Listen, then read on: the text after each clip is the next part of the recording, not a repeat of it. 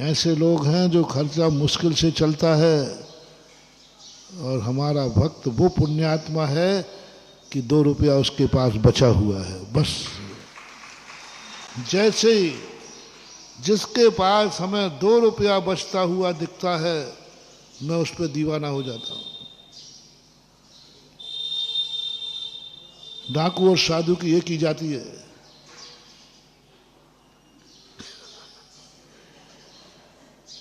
डाकू ने किसी के प्रति जेब में पैसा देखा नहीं, बोल दो ना,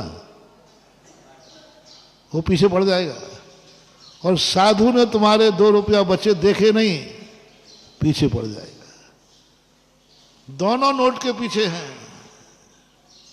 लेकिन दोनों में फर्क कितना है।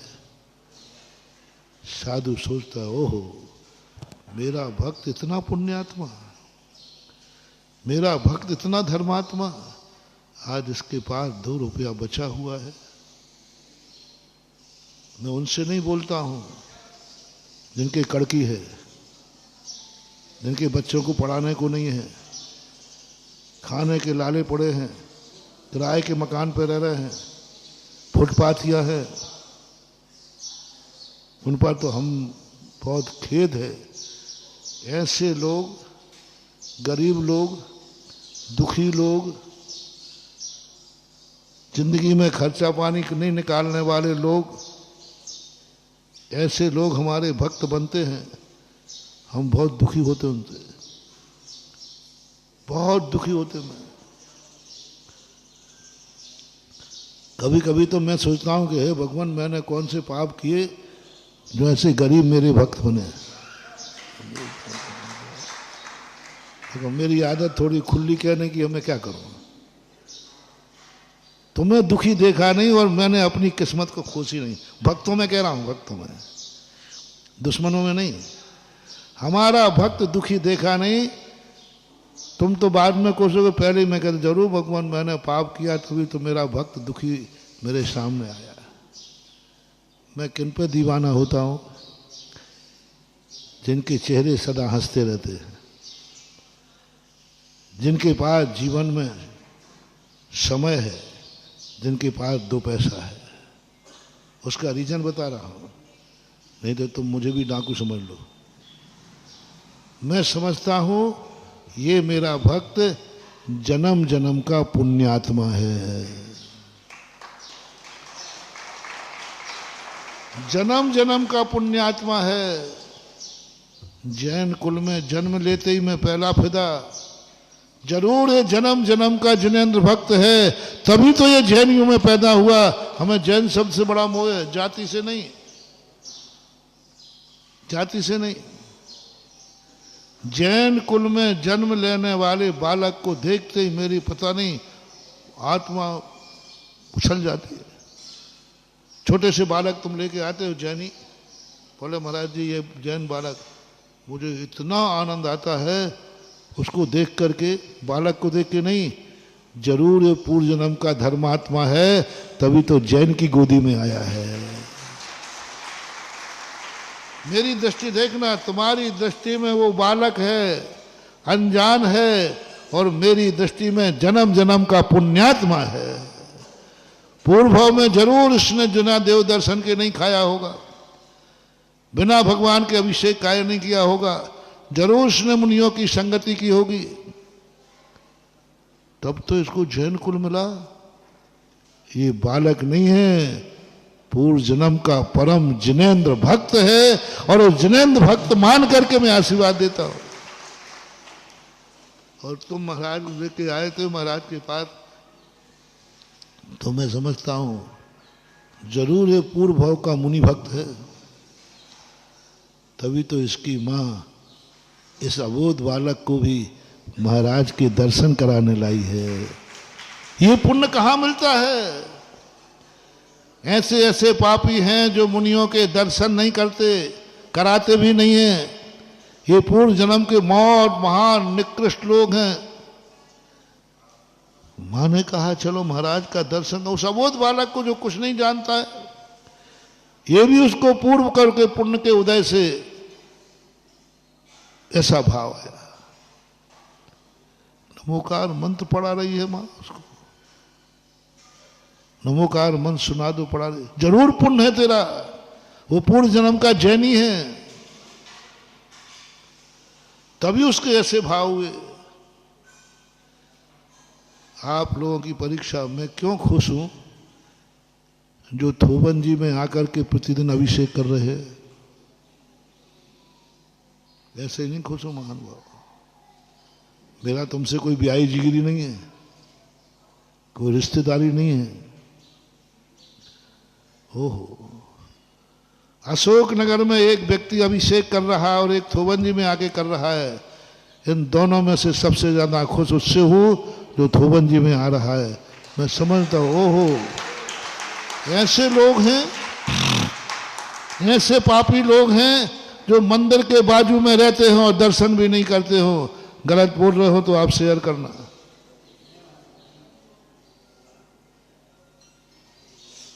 मंदिर के बाजू में कह रहा हूं, अंदाज से बोल रहा हूं, अशोकनगर में मिल जाएंगे, मुंगावली में मिल जाएंगे, हर गांव में मिल जाएंगे। जैनी की बात कर रहा हूं, मंदिर के बाजू में हैं, कहो दर्शन भी मिलेंगे कि नहीं, मिल जाएंगे। कैसे पापी है ऐसे लोग। ऐसे लोगों ने कभी जैन कुल में जन्म लेकर कोई आसाधना की होगी, उनके परिणाम ही नहीं बनते, उनको बाप ही ऐसा मिला वो भी नहीं जाता। हो मंदिर के बाजू में रहने वाला दर्शन नहीं करता, और हमारे प्यारे भक्त दर्शन को तो छोड़ो, भगवान का अभिषेक करने थोबन जी आ गए। मैं कितना प्रसन्न हूं तुम लोगों से, उसी का परिणाम हूं कि मैं तुम्हें बच्चों जैसा नमोस्तु करा रहा हूं, तुम्हारे लिए समय दे रहा हूं। मुझे अभिषेक अंतरा की कोई जरूरत नहीं है, तुम्हारे लिए करा रहा हूं क्योंकि मैं तुमसे खुश हूं। थोबन जी आ रहा है 30, 40, 50 किलोमीटर 35 में चढ़ के। जरूर महानुभाव, तुम जन्म जन्म के तीर्थ भक्त रहे हो, जरूर तुमने किसी तीर्थों पर मंदिर बनाया होगा, जरूर तुम्हारे मन में ऐसा भाव आया होगा कि हे भगवान, मेरा देश उस देश में जन्म हो जहां तीर्थ क्षेत्र हो, वह पुण्य यहां ला रहा है। तुम्हें दिख रहा है कि मैं अशोकनगर का सामान श्रावक हूं, और मुझे दिख रहा है जन्म जन्म का ये तीर्थ भक्त है, जन्म जन्म का, वो मान के आशीर्वाद दे। मैं तुम्हारे पैसों के पीछे नहीं पड़ता हूं रे, मैं तो यही सोचता हूं, सारे दुनिया के भगवानों को पैसा चाहिए है, वो वस्त्राभूषण पहनते, सोना चांदी पहनते। मैंने यही सोचा भगवान, तुमने दान का उपदेश क्यों दिया, तुम्हें क्या जरूरत थी। अरे उनके दरवाजे कोई लेके जावे जिनको भोग लगाना है तो बात बनती है उनको, इनको ना तो भोग लगाना है, ये स्वयं खाते नहीं और खाना नहीं देते। एक संप्रदाय वो है जो भगवान भी नहीं खाते तो वो कुछ नहीं ले जाता, खाली हाथ जाता। एक वो है कि भगवान भोग लगाते, खा लेते। तुम्हारा जिनेंद्र भगवान तो खाता है नहीं, चलो नहीं खाता, कम से कम खाने तो दे। नहीं खाऊंगा नहीं, और हाँ, फिर काहे को चढ़वाता है, फिर क्यों चढ़वाता है इतनी द्रव्य। अरे गज मोती का हार बना के पहन ले, तो साता है वही भगवान ने पहन लाओ, स्वयं पहनेगा नहीं, भगवान में उठा के ले जाओ, नहीं नहीं छोड़ दे, क्या कर। तुम्हारे पैसे से कोई लेना देना नहीं। मात सुनो रे, आज रहस्य सुना दूं, इतना आनंद आता है। आज मेरे भक्त के पास 2 पैसा है, सब खर्च करने के पास है। तुम जितने नहीं फूलते हो उससे चौगुना मैं फूलता हूं, सुनो रे।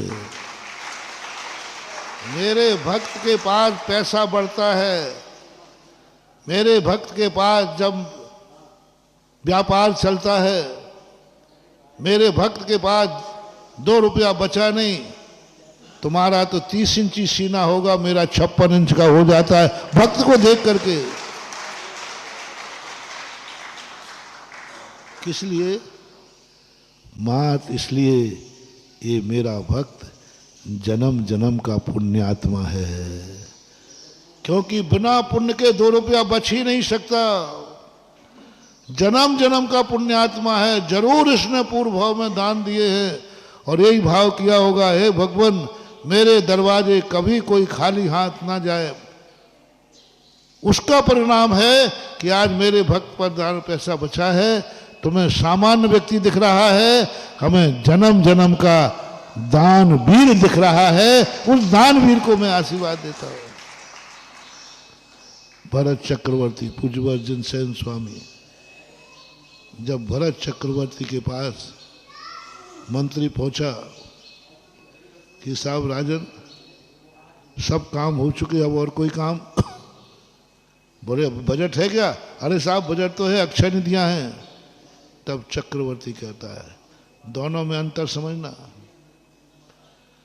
रावण के पास भी पहुंचा कि साहब हमारे यहाँ धन दौलत बचा है, क्या करना है?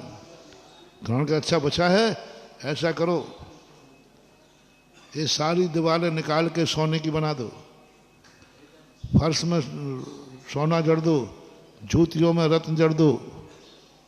और चक्रवर्ती से जब कहा भरत से, तो मंत्री जी बैठो बैठो, इतना बड़ा खर्च, 96,000 रानियां, इतने रिश्तेदार, इतना बड़ा खर्च, 84 खंड का महल, सब बन गए? बोले साहब सब बन सुनो मंत्री जी, दुनिया में ऐसे लोग हैं जिनके रहने को भी झोपड़ी नहीं बना पा रहे हैं। ऐसे लोग हैं जो अपने घर का खर्चा नहीं चला पा रहे हैं, और मैं वो पुण्यात्मा हूं, खर्च के इतने बड़े खर्च के बाद भी बचा है। मंत्री जी सावधान, नियम से मेरे पूर्व जन्म पर मैंने महान पुण्य किया है। ये जो बचा हुआ पैसा है ये अधर्म के वृक्ष पे नहीं लगा है, ये किसी जन्म जन्म के धर्म के वृक्ष पे लगा है। बचा हुआ पैसा, खर्चे के पैसे की बात नहीं कर रहा हूं। कभी भी महानुभाव 2 रुपया बचे तो आज का प्रवचन याद रखना, ये जो 2 रुपया तुम्हारे बचे हैं ये किसी ना किसी धर्म के बीज बन के आया है, उस पे से फले हैं। इसलिए मंत्री जी बचे हुए पैसे से पाप मत करना। मोटिवेशन, बचा हुआ पैसा, कभी बचे हुए पैसे से पाप नहीं करना। हो सके तो तुम अपने खर्चे में से निकाल के पाप कर लेना।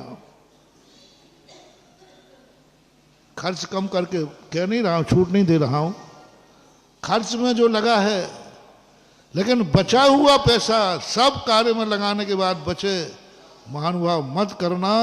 वो तुम्हारे महान धर्म का फल है। और परिणाम ये निकला, भरत चक्रवर्ती का 1 पैसा बचा हुआ अब गलत कार्य में नहीं जाएगा तो करूंगा क्या? जाओ कैलाश पर्वत पर सोने के मंदिर बना दो। कर दिया ना व्यस्त। चक्रवर्ती ने तुरंत प्रस्ताव रखा, यदि तुम ये सब परिवार के लोगों में कह दोगे तो ये सब परिवार के लोग कहेंगे हमारे महल में ये कलर ठीक नहीं है, ये निकाल दोगे, कल सब खर्च करा देंगे। उसने इतना खर्च बता दिया, अब सब मंत्रिमंडल लोग, कोई भी रानी साहब कोई भी कुछ कहे, साहब अभी मंदिर का काम चल रहा है, अभी मंदिर का काम चल रहा है, राजा साहब ने आदेश दिया है कि कैलाश पर्वत पर क्या बनना है? सोने का मंदिर बनना है, और एक नहीं 72 जिनारे बनना है। अब पूरा परिवार, पूरा डिपार्टमेंट समस्त पापों से बच गया, क्योंकि क्या बनना है? और घर में पैसा रखाओ और खर्च नहीं करो तो ध्यान रखना वो छोकरा ही कह देगा पापा। है? हाँ वो बड़ी वाली। अब पापा ये तो कह नहीं सकते बेटा अभी पैसा नहीं है, क्योंकि उसमें देख लिया कि पैसा तो वो कोई ना कोई लगा देगा। कोई नहीं लगाएगा तो तुम्हारा मन रूपी बेटा तो लगा ही देगा। मन को सदा, बेटे को सदा कड़की में पालना, मन को सदा कड़की में रखना। मन कहे अब तो फ्री हो, नहीं अभी एक पाठ तो रह गया। मन कहे भाई अब तो फ्री हो, अब थोड़ा साथ और नहीं, अभी एक माला तो रह गई। अब कहे मन के थोड़ा तो थोड़ा, अरे नहीं अभी तो 1 लाख रुपया बाकी है, उससे मन कंट्रोल हो जाएगा। उसके बाद चक्रवर्ती बताते किसी ने कोई मांग नहीं रखी। मंत्री जी एक ही बात कहते थे, साहब मंदिर सोने का बन रहा है। और ये बात चक्रवर्ती ही कहता है कि आप लोग भी अपने घरों में कहते हो, थोड़ा शेयर करो। यदि आपका परिवार, आपका रिश्तेदार कोई खर्चा बतावे और तुम्हें मंदिर की बड़ी बोरी लेगी हो, तो आप लोग भी क्या जवाब देते हो? बोल दो ना, बोलो जो है। बात यही तो कहलवाना चाहता हूँ, यही तो कहलवाना चाहता हूँ कि बच्चा तुम्हें खर्चा बताए, पत्नी तुम्हें खर्चा बताए, दोस्त खर्चा बचाए, और तुम्हारे नहीं यार अभी तो नहीं जा पाऊंगा। बोले क्या बात है? वो थोबन जी गए थे। बोल दो ना।